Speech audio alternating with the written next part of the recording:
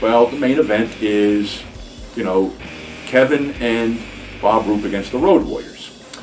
Well, like I said, what I didn't know was when the Road Warriors came in, they said, we're not going to do jobs. In other words, we're not going to lose. So Kevin said, well, that's all well and good, but I got to live with Blackjack. So basically what happened was the match was hot and heavy. The Road Warriors manager, Paul Ellering, was at ringside, and all of a sudden he got attacked by the Purple Haze. Then Blackjack comes out. Then the thing brawls out of the ring. Then it brawls out the side door into the parking lot, and of course everybody gets out of the building and goes into the parking lot to see the fight.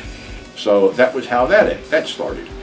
The other station, Channel 41, was from Los Angeles and was in Spanish and had Lucha Libre professional wrestling from the Olympic Auditorium. And the main bad guy then was Roddy Piper. This was a skinny Roddy Piper who was the ultimate heel out there, going after the Mexicans, Chavo Guerrero, Victor Rivera, all those guys, because, Mexican wrestlers were huge in Los Angeles. And, the crowd was basically a lot of Mexicans.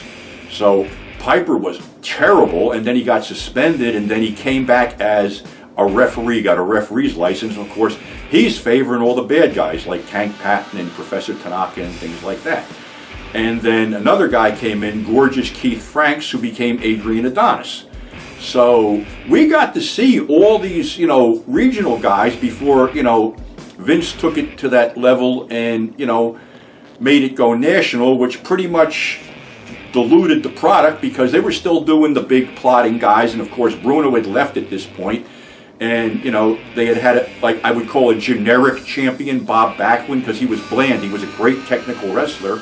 But we never went to see Bob Backlund. We went to see the guys like Angelo Mosca and the Magnificent Morocco and Sergeant Slaughter, who we hoped would beat the crap out of Bob. So, once Hulk Hogan had come through earlier with the WWF, he had left. He went out to Minneapolis, became a big baby face out there. Well, this was the guy that Vince Jr. wanted to build his company around, so he had brought Hogan in. So, of course, they had Backlund lose to the Iron Sheik. There was a whole deal whether it was a shoot or a work, whether Backlund refused to lose the belt or the Sheik actually hurt him. That's all part of wrestling history, but the bottom line is that Backlund's manager, Arnold Skaaland, threw the towel in. The Sheik won the belt. Next month, Hogan destroys the Sheik. Well, the backstory was that Vern Gagne, the promoter that Hogan screwed out in the Midwest, got a hold of the Iron Sheik and offered him a lot of money to actually break Hogan's leg, which he didn't. So, Hogan becomes the big draw, but we don't like the whole deal because it's too cartoonish.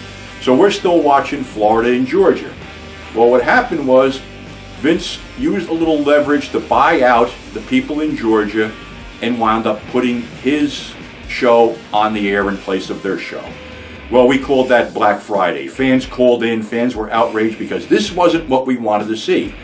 But unfortunately, McMahon was signing a lot of these wrestlers to go with his company. So Ole Anderson was the one partner who was the holdout, and basically Ted Turner wanted in-studio wrestling and also wanted a part of this whole thing, and McMahon wasn't about to do that. So what happened was Turner gave Ole a 7 o'clock in the morning shot to put on, another Georgia wrestling promotion with basically guys that hadn't been picked up by McMahon, like Ronnie Garvin, Tommy Rich, Ox Baker, Ron Slinker, a bunch of, sort of mid-card guys that were actually pretty good workers. So McMahon wasn't going to play games with Turner and basically sold that time slot to Jim Crockett's Mid-Atlantic Promotions, and it became Worldwide Championship Wrestling, which, we all know the history with that. If you're a wrestling fan, you know what happened. So at that point, they were even coming up here. McMahon at one point could not do anything with the Meadowlands at all, which was kind of funny because he promoted shows at the Meadowlands, and the scalpers thought that they could basically make a killing on this, so they buy the first 6 rows. Well, the first show we went to at the Meadowlands, the first 6 rows were empty because nobody was going to pay scalper tickets when the place wouldn't sell out. It would only, basically, that was a 25,000 seat arena, and he was lucky if he's drawing 3,000 people. But when this other outfit decided to combine with Georgia, Mid-Atlantic, and whatever. They brought in all these top guys like Sergeant Slaughter, the Road Warriors, Tommy Rich, Ivan Koloff, Jimmy Valiant, and they ran 2 shows at the Meadowlands and basically sold it out. But promoters traditionally don't get along, and that whole outfit fell apart. So we were back to basically getting, you know, McMahon's people up there. Now, when the whole deal just became, all you were seeing was, you know, WWE, all the other promotions were gone. Then it came down to like where the World Championship Wrestling, WCW, was corporate. And of course, they were bringing in people who didn't know shit about the wrestling business, and they watered that down. So basically, I was bored with the whole thing. And I'm going to end this little segment on here. I was bored with it until somebody gave me a tape from an outfit working on the East Coast called ECW, Eastern Championship Wrestling, which would soon become Extreme Championship Wrestling. So that will be another story for another time. To address something else, I was just asked a question on the YouTube thing about what did I mean by bogus or phony camera stores. Well, here's the thing. You're talking around mid-70s, all right? All these electronic stores would pop up with these really, really wonderful deals. But the whole thing was there was a catch to all these wonderful deals. Let's just go with, all right, I'll give you an example. 8-track tape players were very, very, very popular when they first came, car stereos, when they first came out. Of course, the 8-track tape was probably the shittiest form of music format that you could ever invent, but still, it was the first, and everybody wanted to, you know, to have an 8-track tape player in their car. So the low-end stuff was probably $60. The high-end stuff was probably $150. But you'd get these stores that would have these deals. Maybe for $39.95, you could walk out the door with an 8-track player. Until you open the box, because what they neglected to tell you was that price did not include the tail, which plugged into the back of the 8-track player, and that's where you hooked up everything under the dashboard. So that was another $29. That was just one little scam.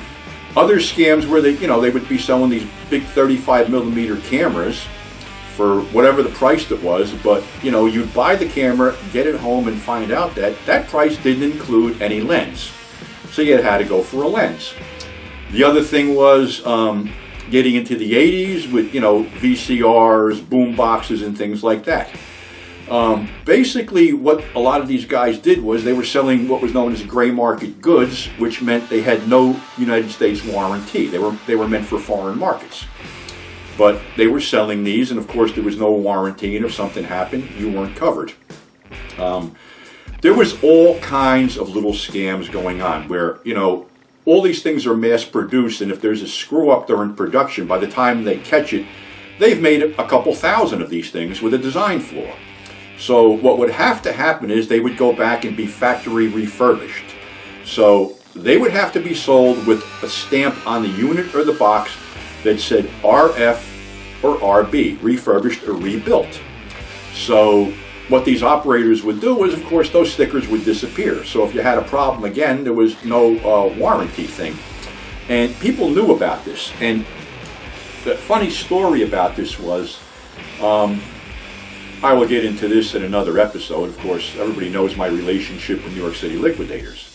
Now, he would buy and sell, I would buy and sell. Well, a friend of mine got a hold of these typewriters and word processors, which had the RF sticker on the box, but not on the unit.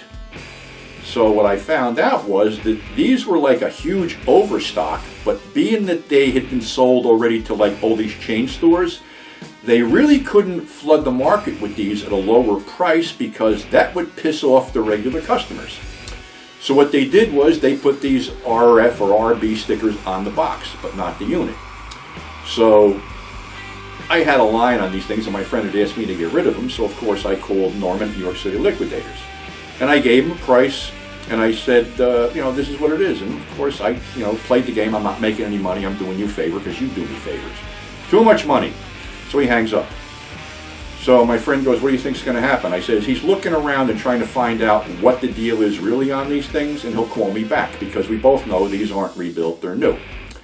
So, right on the money, I get called back, and he goes, I'll take them, basically, so I had to deliver them over. So, that's the whole deal. You know, another thing, too, is a lot of these electronic stores would have perennial going out of business signs in them, and it took them 2 or 3 years to go out of business. So, that was all the scam. I mean, let's face it, New York City has a million stories and there's a million scams going on, and that was just one of them. So, you know, I never bought anything in these places. You know, they were always very enticing, though. Very enticing displays, very enticing signs. But, you know, as always, buyer beware. So that's my bogus camera story.